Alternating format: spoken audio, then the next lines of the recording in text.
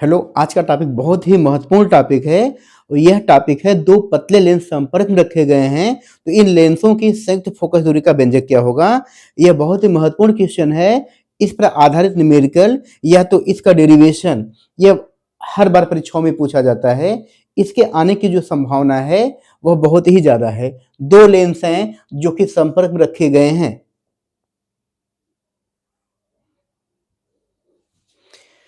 माना दो पतले लेंस हैं, एक लेंस है, दोनों ही उत्तल लेंस है, दोनों पतले लेंस हैं। इस लेंस को मैंने L1 कहा है, इसकी फोकस दूरी f1 है। इस लेंस को मैंने L2 कहा, इसकी फोकस दूरी f2 है। दोनों लेंस संपर्क में रखे गए हैं और दोनों एक ही उभयनिष्ठ बिंदु पर रखे गए हैं। लेंस L1 के सामने एक बिंब है, एक बिंब यानी एक वस्तु है, वह P है। इससे चलने वाली प्रकाश किरणें लेंस L1 के पश्चात, लेंस L1 से अपवर्तन के पश्चात आई डैश में मिलती है।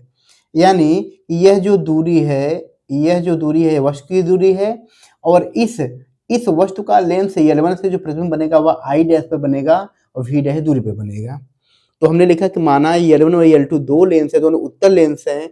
इस लेंस की फोकस दूरी f1 है, इसकी फोकस दूरी f2 है।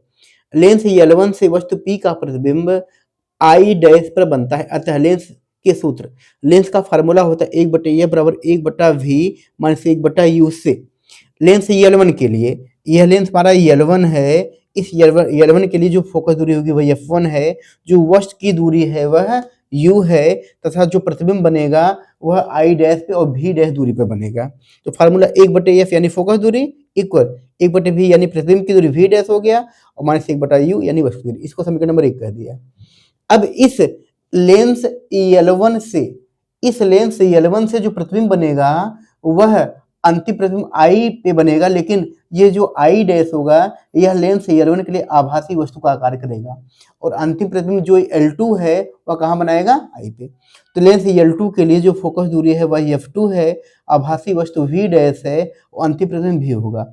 फार्मूला है लेंस के सूत्र 1 फोकस दूरी 1 प्रतिबिंब की दूरी माइनस 1 वस्तु की दूरी। यह आभासी वस्तु है। यह जो v डैश है यह लेंस L1 से बना प्रतिबिंब है, लेकिन ये L2 के लिए आभासी वस्तु का कार्य करेगा। इस 1 और 2 को जोड़ देंगे तो यह 1/v dash 1/v dash cut जाएगा। 1/f1 प्लस 1/f2 बराबर 1/v minus 1/u। 1/v minus 1/u 1/f होता है। अतः 1/f बराबर 1/f1 प्लस 1/f2। यह दो पतले लेंस हैं, संपर्क में रखे उनकी फोकस दूरी का व्यंजक।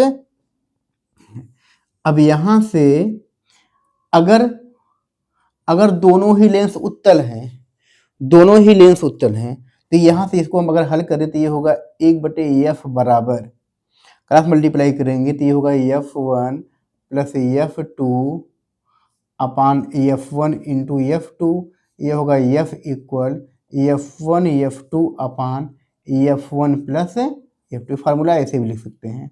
अब यदि कह रहे हैं यदि दोनों उत्तल लेंस हैं तो जो f1 होगा वह भी धनात्मक होगा और जो f2 होगा वह भी धनात्मक होगा।